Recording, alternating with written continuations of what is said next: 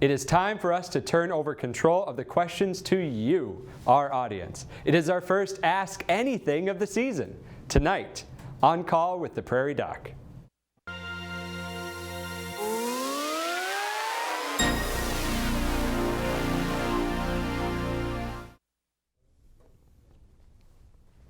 Good evening, and welcome to On Call with the Prairie Doc. We'll be looking to your questions by phone or the internet to guide our discussion this evening. First, let's take a look at this week's Prairie Doc quiz question. It is a true or false tonight. True or false, moderate alcohol drinking, 1 to 2 drinks per day, is associated with decreasing the risk of heart attack by 20 to 30%, decreasing the risk of stroke by 20%, decreasing the risk of diabetes by 30%, and decreasing the overall risk of gallstones, while increasing the risk of breast cancer by 1.5 times. True or false? Viewers who call in the correct answer will be entered to a drawing to win a signed copy of our book, The Picture of Health. Each of Dr. Holmes' essays, originally written for this show, comes with a wonderful accompanying photograph by Dr. Judith Peterson. We will announce the answer and the winner at the end of the show. Remember, you only have 10 minutes to get your answer in. We answer your questions about anything as they are called in or sent to us via Facebook or email. Call in questions to 1-888-376-6225 or send us an email to the address on the screen. Joining us tonight are Dr. Laura Hoefert of Madison Regional Health System, Family Medicine from Madison, South Dakota, and Dr. Steven Meister of the Avera Medical Group Marshall in Marshall, Minnesota. Welcome, Steve, Laura. So, Laura, the Young Physician of the Year, as awarded by the South Dakota State Medical Association. Thank you. Tell me a little bit about yourself. So I am just starting my 4th year in Madison, South Dakota. I'm originally from the Salem, Montrose, South Dakota area, so close to home for me. And I practice general family medicine there to include hospital, clinic practice, emergency room, and obstetrics. True Prairie Doc. Yes, and I love it. Awesome. Steve, how about you? So my story is a little more circumvoluted. I am originally from northern Minnesota, a little town called Cloquet, not far from Duluth. I did my 3rd year medical student in Marshall, Minnesota as an RPAP student. Loved it, went into family medicine. RPAP? Rural Physician Associate Program. Okay. You guys have the farm program. Very yep. Similar. So its job is to attract people who want to go into rural primary care and brings them out to a rural area so they can learn what they think they want to do and get into it. And ideally, you go back to the area that you practiced, and it worked for me. I ended up there. But I did the Navy. The Navy paid for medical school, and I got to go around the world. I was a lieutenant commander in the Navy, fully trained, full scope family medicine, just like Laura. Congratulations on your Thank you. Young Physician of the Year. And now I've been in practice. I came back to Marshall out of the Navy in 2004. I've been there ever since, and I've moved into a more administrative role. So as I've gotten older, the Navy had this thing called the GI Bill, and I got an MBA and a certified physician executive. So now I'm rolling into the chief medical officer for the Marshall region and working closely with Mary Martins, who's the CEO there, to meld the business and the medicine together to kind of guide where we're going into the future. You've joined the dark side. Hopefully I'm the light in the dark. Yes, hopefully. You can vouch for us. Yes, I am the doctor's advocate. Good. May I ask about your families or anything? Absolutely. So I am married to my lovely wife, Karen. We got married in 1995 in Marshall. We have 3 children. Noah, who's in the Air Force. He's going to be an airborne cryptologic language analyst, so he is finishing up his training in Persian Farsi. My daughter is Sydney. She is in Duluth studying healthcare administration. Her goal, as she says right now, and she's a sophomore, is to be my boss. I tell her first job will be to sign my retirement papers. And then we have Jaden, who's 10 and in 5th grade in Marshall. Cool. Okay, and I am a little bit younger. I do not have any children, but I do have a dog. He's a black dog. He's kind of a half Vizsla, half Poodle Pointer dog, so he keeps me busy and things like that, but no kids or anything yet. So. Yeah. Remember, this is an Ask Anything show, so feel free to send us your questions. Well, the other day I woke up and it was a lot colder outside, and I'm reminded that it's flu season. Laura, can you tell us about the flu, please?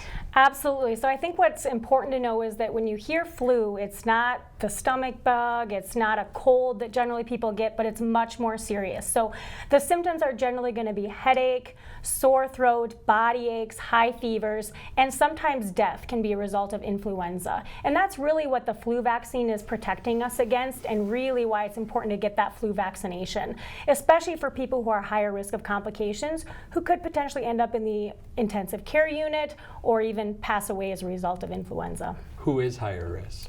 People who are high risk are anyone under the age of 5, pregnant women, anybody with a chronic medical condition, so people with heart disease, diabetes, asthma, and really anyone over 65 would be considered higher risk for influenza.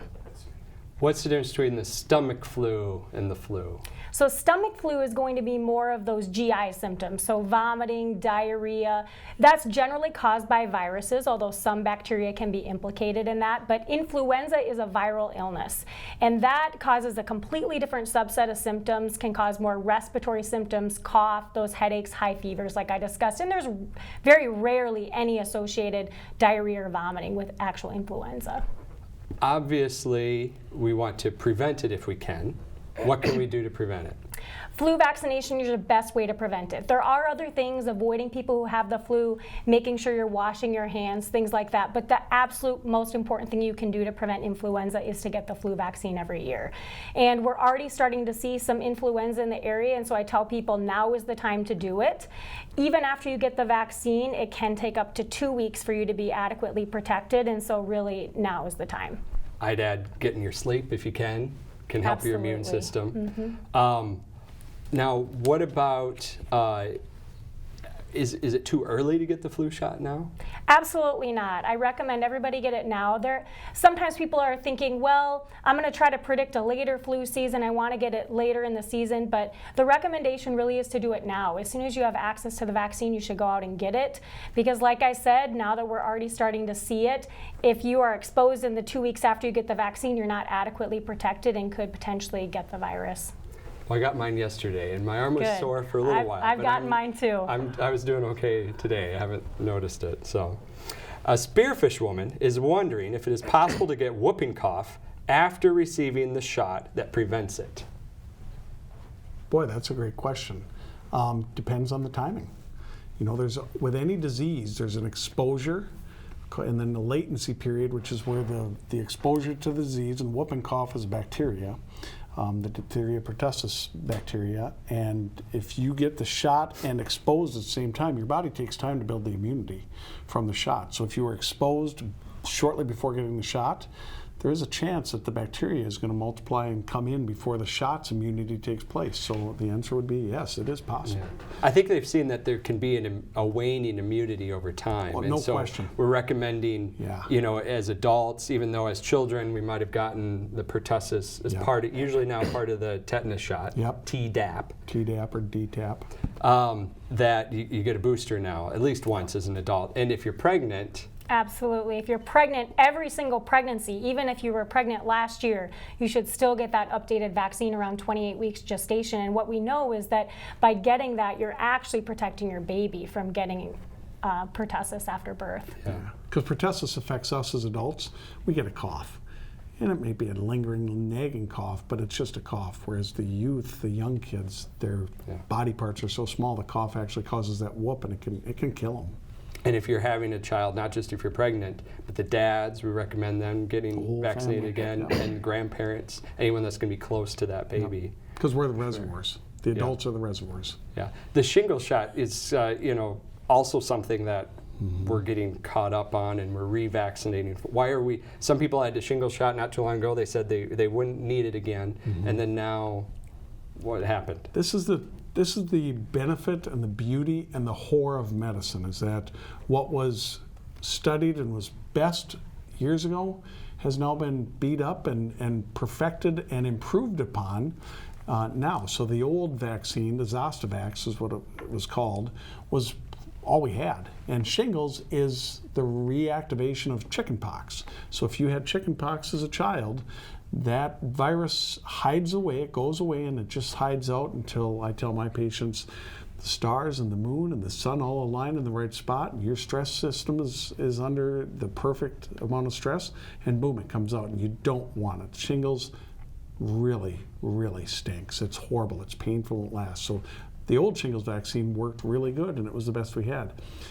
We now have Shingrix, which is much better. It's a 2-shot series, and it has far more efficacy. So the old one, I told my patients, if you were 80, don't waste your money, because it's not going to protect you. Your body. I think it worked 70% at best. Yeah, at best. Yeah, this one works far better, is far more active, and who knows? It's the best thing we have now. So yes, if you got the first shingles shot, yes, you need the second one. You should get it, especially if you had chickenpox as a kid.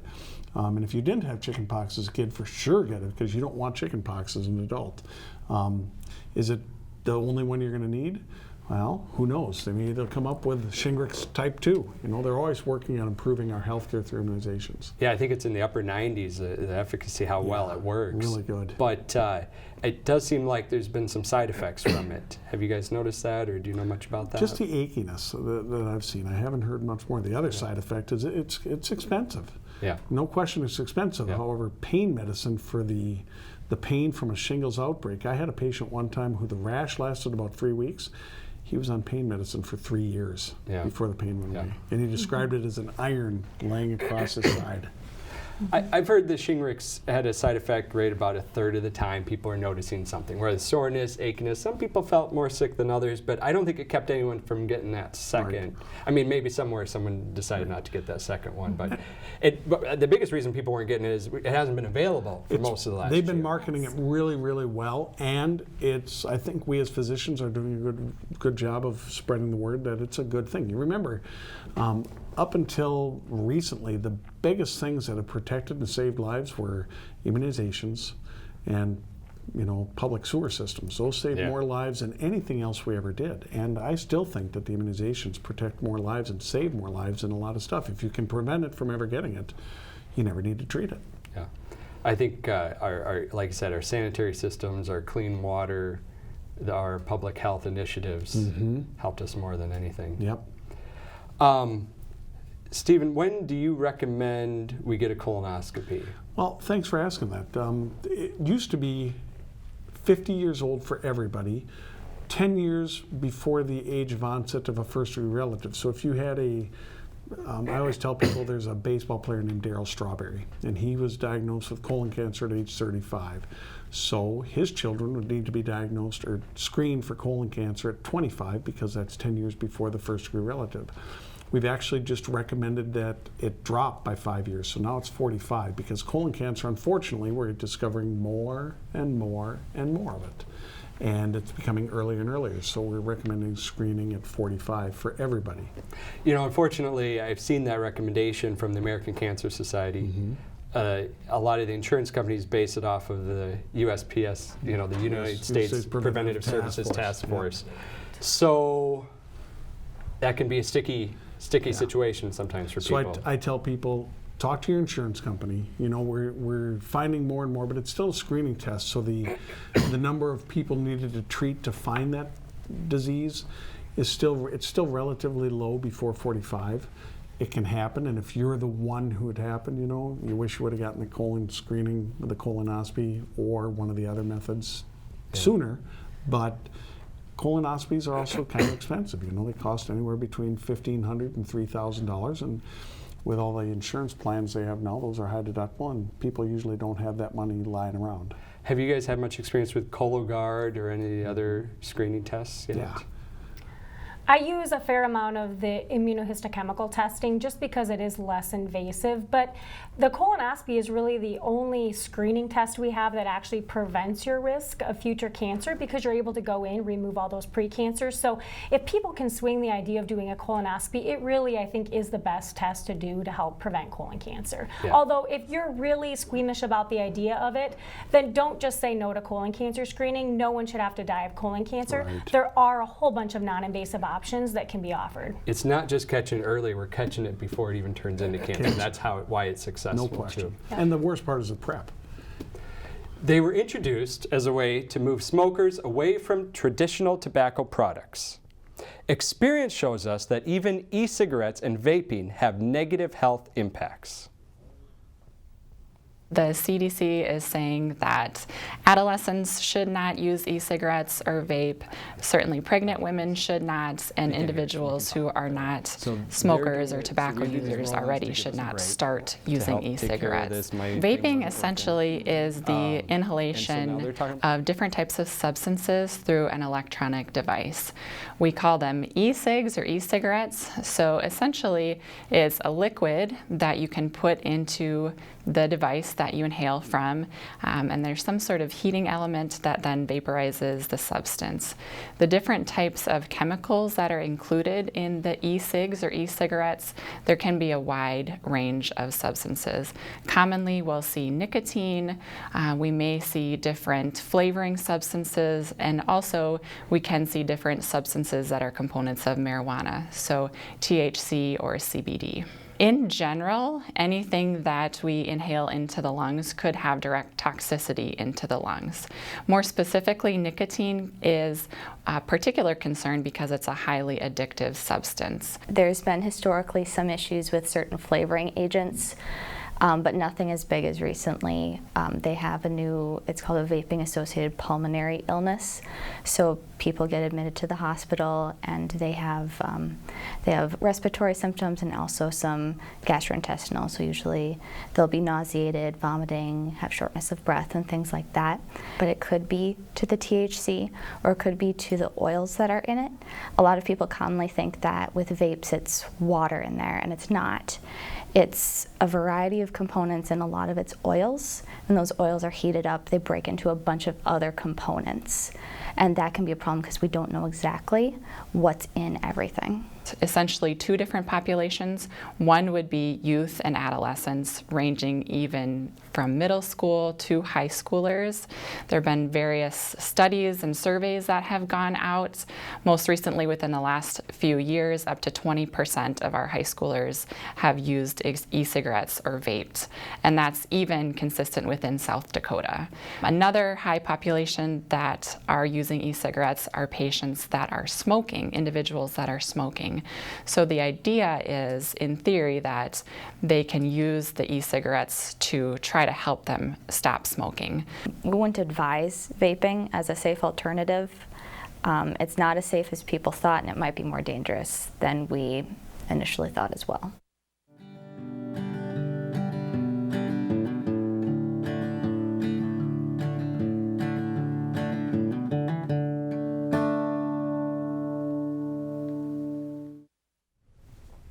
This is your program, and your questions are key to the direction of our discussion. Call in your questions to 1-888-376-6225 or send us an email to ask@prairiedoc.org. Yeah, the vaping is really becoming an issue, and unfortunately you guys have probably seen it with some of your own students and high schoolers and middle schoolers, and we're definitely going to have to do something about that. Yeah. Encourage them to stop. Tobacco industry is really good at garnering, tobacco use was on the downslide. Yeah. And I think that people, it's business and they need people to come in. So now they've invented the vapes, which are nicotine laden, very addictive, and fruit flavored. I mean, you see some of the pods and they're candy, cotton candy, and blueberry flavor, and all these things that kids do, and it's just gets kids. It's bad stuff, and the side effects we're discovering bad. Well, our viewers have been awesome about sending in questions. Awesome. So here we go, the lightning round. Brookings male is curious if drinking pineapple juice can help to prevent varicose veins. I have not heard anything personally about that. I don't know if you have, Steve or Andrew. I've never heard of pineapple juice and varicose veins. Plausible, but I'd need more study and more research. Yeah. How do you generally prevent varicose veins? What do you recommend? I mean, for people who stand a lot at work, wearing compression stockings, or if you're going to be traveling or on an airplane, especially people who are at increased risk of having swelling in their legs, pregnant women, wearing compression stockings, which you can even buy on Amazon over the counter. They don't have to be medical grade, can help decrease your risk of that. I agree with that. And exercise, weight control, you get a little heavy and all that pressure goes onto your lower extremities and the varicose veins pop out. And sometimes you're just predisposed to them. Do you send patients to have their veins stripped sometimes? Sometimes. If people are using compression stockings to control symptoms, they've been doing that for at least 3 months, and they're still having significant aching or problems related to it, then yes, I do refer to our vascular surgery colleagues. Yeah, and I'll do it for 2 reasons: if they're painful or symptomatic, or if they want them taken care of. It's one is covered by insurance and one is covered by your wallet. And A 74-year-old female from Hills, Minnesota has a vitamin B12 value of 170 and is wondering if this is a low value for her age. Sounds a little low to me. It does sound low. I think every reference lab is a little bit different, but most of the reference labs of places that I've looked at, that would be considered a low number. And when it comes to vitamin B12 deficiency, there's some other lab testing that has to be done really to confirm that. And so just hearing that number, it has me concerned about deficiency, but there's some other questions that need to be answered. Any reason she shouldn't take vitamin B12 though? None. No. You really can't really overdose on it necessarily. It's kind of a water-soluble vitamin, so anything extra you just urinate out, so it's not harmful. Whereas vitamin D you can take too much of. I think sometimes people don't realize that you can overdo vitamin D because it's stored in the fat. Yep. And someone else asked, can low vitamin B12 levels cause dementia? Dementia is one of those things that has multiple causes, and we don't know exactly what causes it all. So vitamin B12 is important in the development of blood and blood cells. And if you have low blood cells, it may impact the brain, because the brain is very necessary with oxygen and glucose and everything carried by blood. So it's plausible. And there are some links between damage to the nervous system and vitamin B12, like neuropathy, or when you get the tingling, numbness in your legs. And so we do know that low vitamin B12 can play a role in the nervous system, and it's a good idea to keep it up to where it should be. And they asked what can be done about a low vitamin B12 level. Take it. Supplementation. Yep. And so pills and food, the right food, and injections. Shot, for your monthly shot or whatever. Right. Yep. A female from Watertown is wondering if fatty tumors around the body pose a health risk. No. Fatty tumors are the most common tumor in the human body, and they are benign. They can be painful.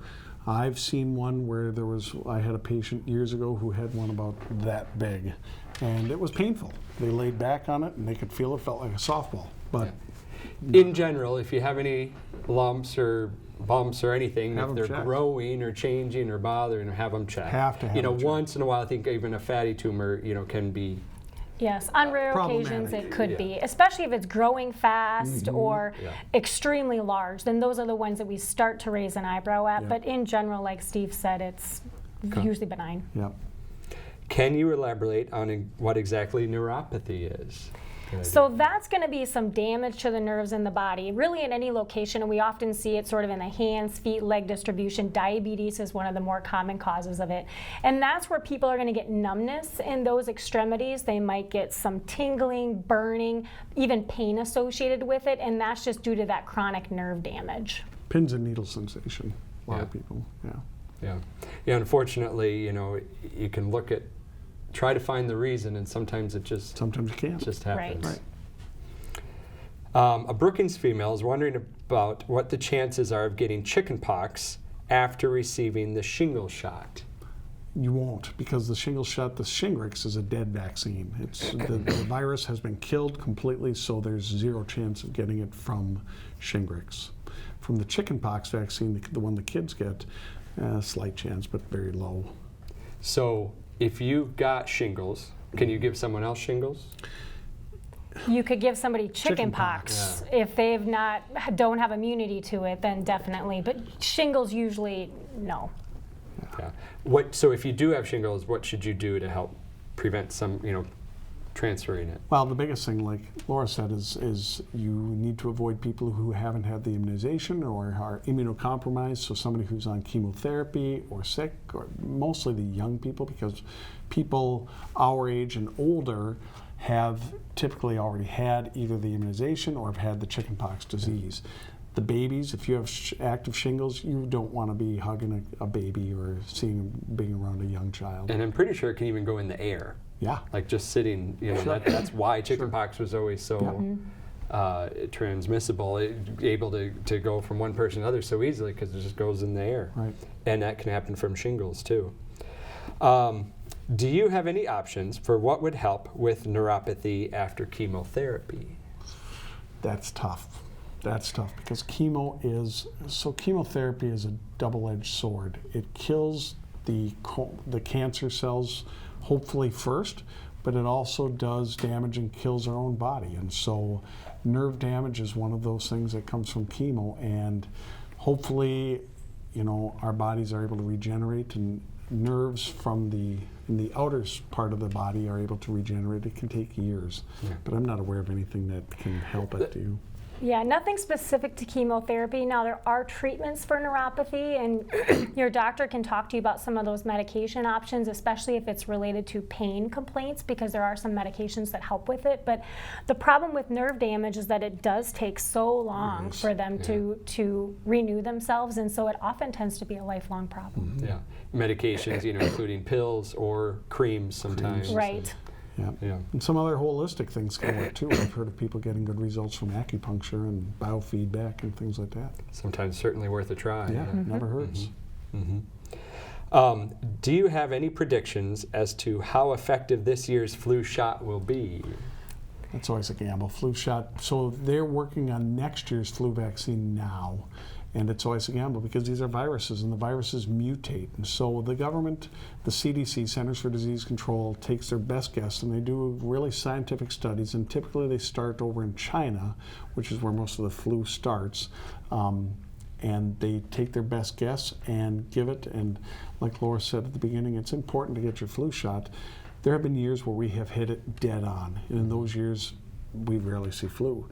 Other years, well, we hit it partially right, and that's good, but it's a deadly disease. So. But the really important thing is, even if there's a mismatch, which we do have those years, last year was kind of one of those years where we saw a mismatch in the viruses that we chose, we still see huge decreases in hospitalization, overall risk of death, needing to see your doctor, and complications related to the flu. So even though we aren't hitting it dead on, still a huge benefit to getting the flu vaccine, and that shouldn't be a reason to avoid getting vaccinated. Right, because your body gets partial immunity. Yeah, so at least make it milder if you do get it. Yep. And I have seen that if you get the flu shot year after year, there's still some carryover and immunity benefit to your body's immune system to fight it off from getting it year after year, whereas 1 year might be 30% coverage from the flu shot. You can have 80% coverage if you have a history of getting the flu shot. So, yeah.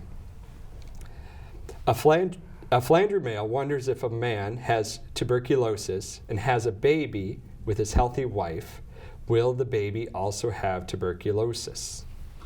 So I guess the question for that is, what is the viewer wanting to know for method of transmission? So from parent to child via like a sexually transmitted disease? No way. But if he's got tuberculosis, if it's latent, unlikely, possible. What does latent mean? So latent means that the tuberculosis bacteria is in you, but it's not active. It's just kind of hanging out. Kind of like the shingles vaccine. Shingles, it's chickenpox hanging out, just staying dormant, leaving itself, your body just asleep in just there. asleep in there. Active tuberculosis is when people are actually shedding the bacteria, and that is absolutely, a child could get it from somebody with active tuberculosis in the family, no question. Latent, unlikely, possible, but unlikely. Have you seen any tuberculosis? A lot of tuberculosis when I worked in Sioux Falls, especially. I don't see as much now in Madison, but certainly, especially when we worked with a larger refugee population, a lot more tuberculosis. Yeah, I know we see it in Brookings. There's all sorts of reasons people are coming to Brookings in the college, and we see it. I'm sure you saw it. See it in Marshall. And in your international work too. Yeah, I saw it a lot there. Because we had, again, when I was in international, I was in the Navy, I was stationed in Guam, and you're very close to the Guam is a small island about 4 hours from Asia by airplane, so a lot of people there with a lot of public health issues. Curious if you think it's on the rise in your experience. You know, I don't think so. There are more drug-resistant tuberculosis, like everything, because you know, drugs work really good until we overuse them, because bacteria, like people, are always adapting to their environment, and so they try to figure out a way to stay alive, and so they find ways to mutate so that the medicines we give them now that used to work don't work so well. A female's mean platelet volume has increased within the last year to a value of 12.1, and their iron levels dropped from 95 to 65. Is this something to be concerned with? So I think she's saying her platelet volume, so her number of platelets, or the volume. So MPV. MPV is increasing. That's the size of the platelet. Yeah. Right. And so, but her iron levels are dropping. So something's going on there, and she should go see her doctor to figure it out, because What would be some reasons the iron levels might drop? there's so many reasons. It is so certainly especially for women, if it's a young woman, menstruation, things like that can lead to lower iron levels. And anyone over the age of 50, low iron levels are concerning for possible occult blood loss or slow blood loss from some location in the body, with GI tract being the most common. So we always want to make sure people are up to date on any of the screening for cancers in that particular location, or people who just don't eat iron in part of their diet. Can develop deficiencies. And if you're older, it could be myelodysplasia, where the bone marrow isn't working so well, so the platelets are staying in longer to develop, getting bigger, and at the same time the iron level is dropping because we're using it faster than we can because we're getting called blood loss. And sometimes we have anemia of chronic disease where it's just happening, and we don't know why. Chronic stress to the body, Is there any way to prevent a bladder infection? And also, what is the treatment for a bladder infection? 100 different reasons. So it depends on the person. If it's a male, it's tougher. Females, a lot of times females will get bladder infections after intercourse, and then you just urinate after intercourse, and some people have to take an antibiotic every time they have intercourse. That's not uncommon. Again, talk to your doctor if that's happening a lot. Treatments are usually antibiotics. The over-the-counter treatments that used to work, or people thought like cranberry juice and things like that, haven't been shown to be real efficacious. They don't work very good. Yeah, and certainly in older women, something that I oftentimes see is that as people go through menopause and they're losing some of that estrogen, that can cause changes to that entire area. And so women are going to be more prone to urinary tract infections. And with urinary tract infections, a big question that I often get is, do I need to be on treatment? And the answer is only if you have symptoms, generally, with the exception of pregnancy. If you have a urine test done as some sort of screening procedure and it grows a bacteria and you feel fine, then antibiotics would not be indicated for that. And I might add, if a man is having urinary tract infections, there might be something going on, or blockage, and you're not emptying your urine completely. So good reason to go to your doctor if it hurts when you pee. Right? If it hurts when you pee, that's not normal, and get it checked. Whatever and wherever the physical structure of your hospital or clinic is, you have to have doctors and medical care staff to make it work. Recruitment and retention is key to maintaining quality care for your community. To provide high quality, compassionate, personalized health care. Accomplishing that mission is obviously the challenge, and that's what we strive to do with every patient encounter. And that's what leads us to obviously do what we do very well here at Brookings Health System. It's motivational for our staff. Recruitment is ultra important. It is obviously the physician leader that's providing that health care, and so in this organization, them being great at what they do, every encounter with every patient, is their only way in which we're going to be able to accomplish that. So it's very challenging to recruit in Brookings, South Dakota. It's probably one of the most challenging things that we do on a day-to-day basis. Finding physicians is challenging in that lots of people from this area know about Brookings, South Dakota, and we feel like it's a great place to be and great place to live.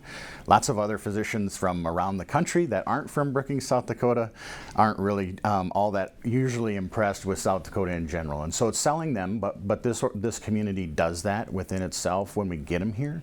It's really trying to find them, get them to come here for a visit, and then the community does what it needs to do, which is sell itself. We base physician recruitment and provider recruitment on need, and so we have a need for more primary care physicians that take care of patients, because the amount of people that they take care of is usually less from a patient population, where a specialist might be able to cover thousands of people just based upon their specialty. And so we do that all based upon physician to population ratios, and so we take a look at the need associated with that given specialty and go out and try to find the people for it and the docs, but no real difference in how we do it between either a specialist or a primary care physician.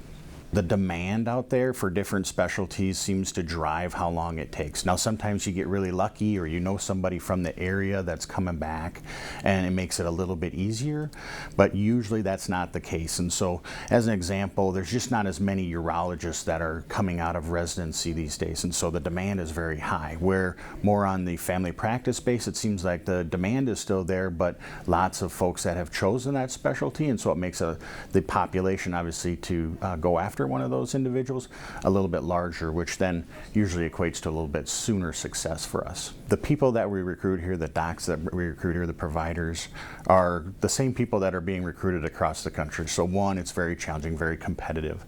But two, I think it tells you that Brookings is no different than Sioux Falls, than it is Mayo, than it is anywhere else, Minneapolis, etc. We're all after the same individuals. They're the same high quality providers that could choose to basically go wherever they want to. We're really happy that they choose Brookings, and from that perspective, obviously, it allows us to do a lot of things that we wouldn't otherwise be able to do.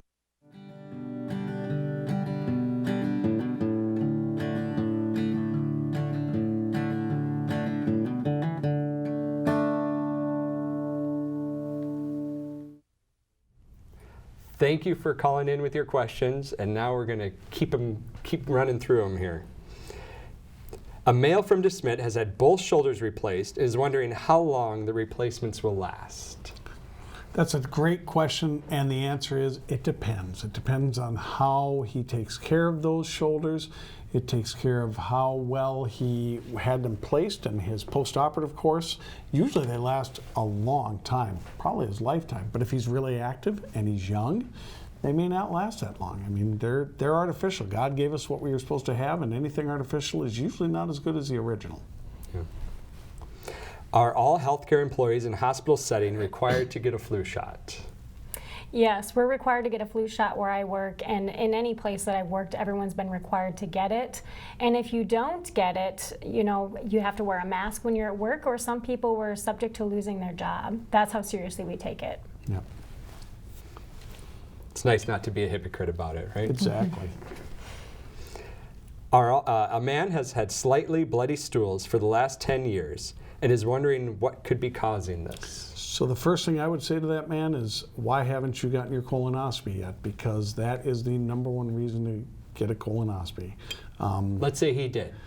If he did, then the biggest reason, there's a whole bunch of things. You could have colitis, which is an inflammation of the bowel, either autoimmune, which means your body's attacking itself, bacterial, meaning there's bacterial infection in there, or diverticulosis, where there's blood vessels that kind of leak as they get scraped by stool. So there's lots of reasons besides colon cancer, but the biggest thing is colon cancer. You got to worry about that. Or hemorrhoids, right. Yeah. And especially if your stools tend to be on the harder side, then hemorrhoids is a more likely cause. But certainly if you're having loose stools with blood in them, high concern with that. And you don't want to just assume it's hemorrhoids. Never assume. No. And 10 years, the good news is he's around, and 10 years, if you've had colon cancer for 10 years, it's probably not colon cancer.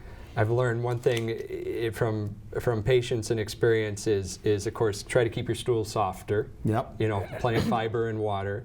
Try to avoid straining on the toilet. Yep. And don't just sit on the toilet, because that can cause problems. hemorrhoids Yeah, over time. Don't read War and Peace on the toilet. Right. Don't bring your cell phone. Don't keep magazines. It is currently almost impossible to receive the shingles vaccine serum, and a female from Lake Wilson is wondering if this will become more accessible in the future. I've seen a big improvement in the last month. So have I. Yeah. I've seen people shop around. So in Marshall, our facilities did not have them. Any of our pharmacies, they were on wait. I had a patient who called up to Montevideo. They got it right away. So you got to kind of look around and shop around and explore. Yeah, I think they were caught off guard with how popular the vaccine was, but they keep rolling it out, and we've been able to keep it in stock at our clinic. All of a sudden, you had everyone in the country, age 50 and older, recommend to have it, whether they had the old one or not. Yep. So, but yeah, it seems like it's been out for 8 months, but now in the last month, it's been a lot better. So that's good. A woman from Sioux Center is wondering if there is any way to treat or get rid of Polycythemia Vera. Boy, that's a good one. Can you get rid of Polycythemia Vera? As far as I understand, and I'm a little out of my element there, it's a chronic disease and you can't get rid of it. There's no magic pill to get rid of it. There's nothing to do other than manage complications. Yeah. There are medications that you can take to manage complications of polycythemia, including blood clots and things like that. Yeah, or donate blood. Donate blood. That's the best way. Good old bloodletting. Good old bloodletting. Yep, Okay. that's the only case for All right. bloodletting. Please describe the causes of pulmonary fibrosis as well as treatments and a cure if there is one. Pulmonary fibrosis is a horrible disease. The biggest reason is, there's two big reasons. One is idiopathic, meaning we don't know it. Vaping is quickly becoming a cause of it. We're finding that. Asbestos exposure is a cause. Treatments, we've got treatments. There are no cures, unfortunately. Yeah. And certain autoimmune conditions can increase your risk of pulmonary fibrosis, like rheumatoid arthritis, and making sure that those disease processes are managed appropriately with your doctor can help decrease the risk of that. But unfortunately, fibrosis means scarring, and scarring is generally something that cannot be reversed. I want to go back to Polycythemia Vera. So what might else be going on? You don't want to just assume that their blood counts are high because of in and of itself. Right. What are some of the other reasons that cause it to be high that might be able to be fixed? Well, the biggest thing when you have a lot of red blood cells is smoking. That's a big cause, and quit smoking, that's a good thing. Again, we get into some of the cancers because anytime there's excess numbers of blood cells, you think of a marrow-generated cancer where the cell line is just going nuts and going crazy, so get checked out for those. Yeah, make sure you get evaluated, see your doctor. Jim from Sioux Falls is wondering how doctors do not get sick themselves when they are dealing with sick patients all day. Yeah, I just got over a little cold. I have a hypothesis, and I don't think it's ever been checked, but we are around sick people all the time, so our immune systems are chronically being assailed, and so we're chronically and constantly building up immunity to sick people, and we started that in medical school.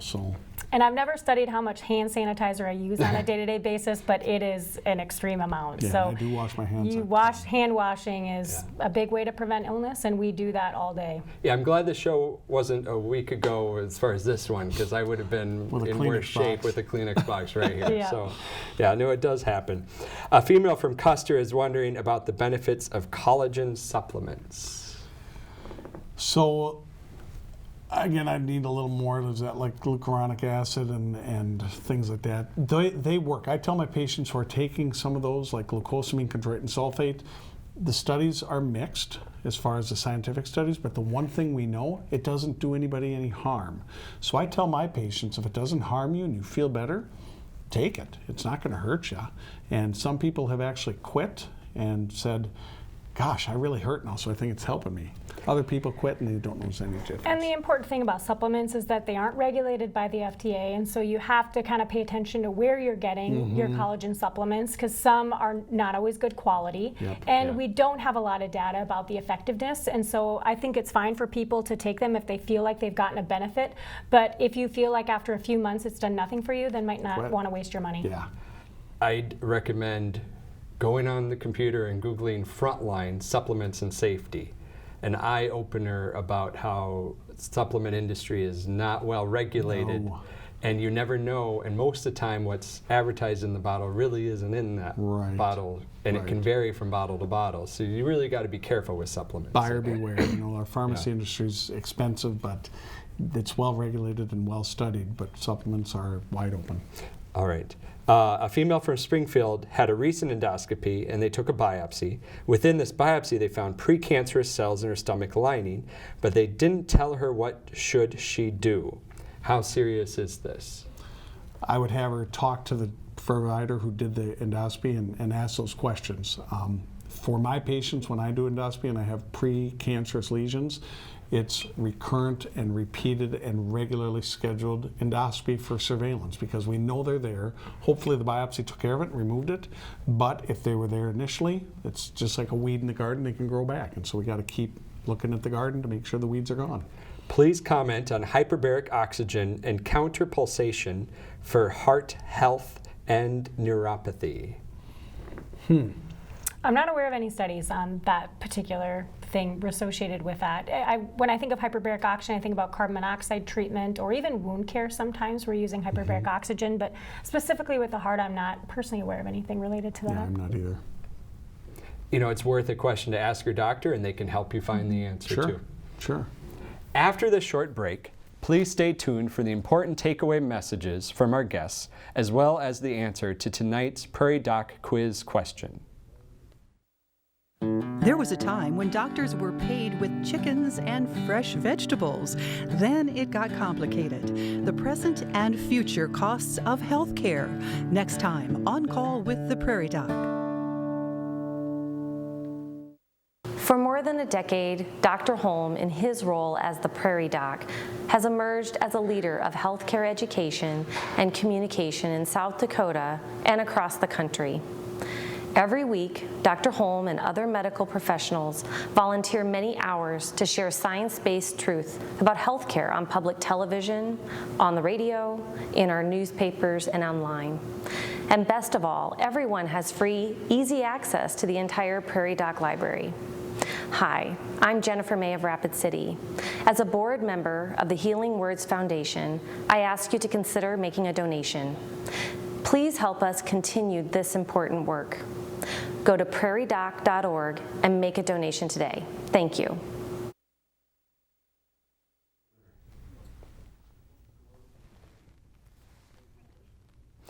So we'll finish off our questions here. A female from Reliant has mucus in her nose and throat and coughs a lot, often coughing up white, bubbly mucus. What can she do? Couple of things I tell my patients for that. First, check your doctor. It may be allergies. There actually can be a retained foreign body up in your nose that could cause that. Could just be a cold. So talk to your doctor. Over-the-counter stuff, high-volume, low-flow saline rinse, the neti pot really works good. How does a person get rid of thickened toenail fungus? Oh, the best treatment is generally a pill medication for that to get rid of it. There's some topical things, but they generally don't work well for those thickened toenail funguses. And even then it's 50-50. Yes, and they do have high side effects. Female from Sioux Falls has a small shadow on the back of her colon. Could this be a symptom of colon cancer? Small shadow on the back of the colon, I would need more information because that's, how do you know whether there's a shadow? X-rays don't show it. Nope, an X-ray is not a good test. Yeah. And now for the winner of tonight's Prairie Doc quiz question. True or false, moderate alcohol drinking, 1 to 2 drinks per day, is associated with decreasing the risk of heart attack by 20 to 30%, decreasing the risk of stroke by 20%, decreasing the risk of diabetes by 30%, and decreasing the overall risk of gallstones, while increasing the risk of breast cancer by 1.5 times? True or false? The answer is true. It does help generally, but be sure to not overindulge. It was Sue Billett from Brookings, South Dakota, who answered the question correctly. Thank you, Sue, for participating, and a book will be in the mail to you soon. We'll be right back after this. For nearly 2 decades, the Prairie Doc organization has endeavored to enhance health and diminish suffering by providing useful information based on honest science in a respectful and compassionate manner. Health professionals volunteer to answer your questions each week, creating a vast Prairie Doc library of medical information available to you and your family 24 hours a day. Make sure you don't miss a thing. Follow the Prairie Doc on Facebook and YouTube for free and easy access to the entire Prairie Doc library. What if there was something you could drink that could help you live longer and was free? Would you drink it? What if I offered something else to drink that could shorten your life and would cost you $1? Would you want to buy it? As you might have guessed, the initial question refers to water, which is healthy and free. Meanwhile, the latter question refers to a less desirable alternative, soda pop. A recent study involving 500,000 people in Europe found that drinking soda pop was associated with a greater risk of death from any cause. What's even more interesting is how this study found that both regular and diet soft drinks were bad for your health. Drinking sugar-sweetened beverages, like regular sodas, increases your risk of digestive disease deaths. Meanwhile, drinking artificially sweetened beverages, like diet sodas, increases your risk of dying from cardiovascular diseases. I'm sorry to say, but that diet soda may increase your risk of a heart attack or stroke. These findings were most significant when people drank just 2 or more sugar or artificially sweetened beverages per day, compared to less than 1 per month. This study was published in September 2019 in the Journal of the American Medical Association Internal Medicine. It showed associations, which means it saw connections, but it doesn't necessarily prove a cause and effect relationship. However, this was an impressive study involving 500,000 people, followed for over 16 years. It excluded people if they already had cancer, diabetes, stroke, or heart disease, and it tried to account for body weight and smoking as well. Furthermore, other studies have found similar results. If you really want a soda pop, it's not going to kill you to have one, but you probably don't need several every day. And if you do, why not try cutting down? If you don't feel like drinking a glass of water, consider trying a sparkling water, or maybe you take a glass of water and put a slice of lemon in it. Maybe try a natural sweetener like honey, or have a glass of milk. In the last several years, people are drinking less soda pop, and the large soda corporations are listening to consumer demands. You may notice some alternatives the next time you go down the beverage aisle at the grocery store. However, pay close attention to what's in them. Many are still loaded with sugar, and others have artificial sweeteners. Be wary of sports drinks, juice, supplement drinks, and other alternatives. My recommendation is to go enjoy a tall glass of water. It's good for your health, good for your pocketbook, and you just might feel the satisfaction of self-care.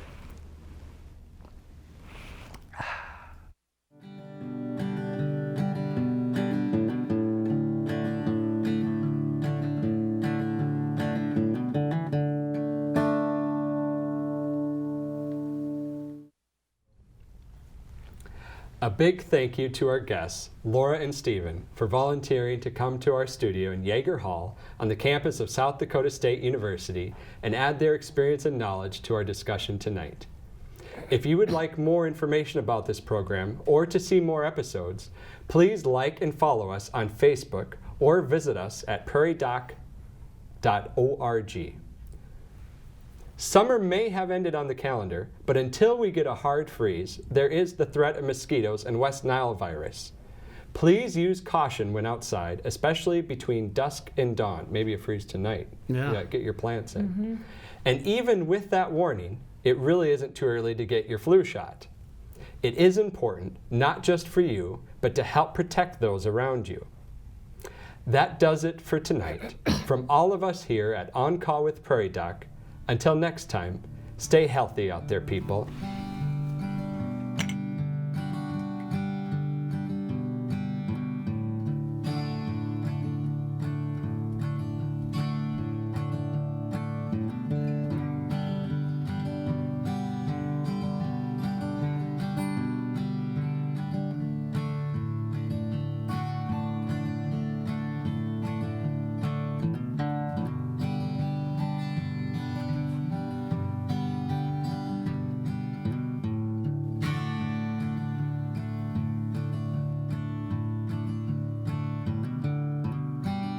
Major funding for On Call with the Prairie Doc has been provided by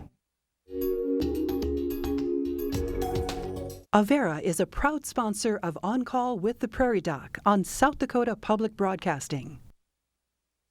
Larson Manufacturing is proud to support On Call with the Prairie Doc as it continues to open doors for important medical information. And by the South Dakota Foundation for Medical Care, the Medicare Quality Improvement Organization for South Dakota, and with the ongoing support of these individuals and institutions. Brookings Health System, Ophthalmology Limited, Avera Heart Hospital, Dakota Allergy and Asthma, Fishback Financial Corporation, Vance Thompson Vision, Urology Specialists, Brown Clinic, American Academy of Family Physicians Foundation, and South Dakota Academy of Family Physicians, Black Hills Medical Society, Aberdeen District Medical Society, Brookings Madison Flandreau District Medical Society, Sioux Falls District Medical Society, Dakota Bank, Orthopedic Institute, Physicians Care Sanford Clinic Community Service Committee, Aberdeen Asthma and Allergy, and Swiftel Communications.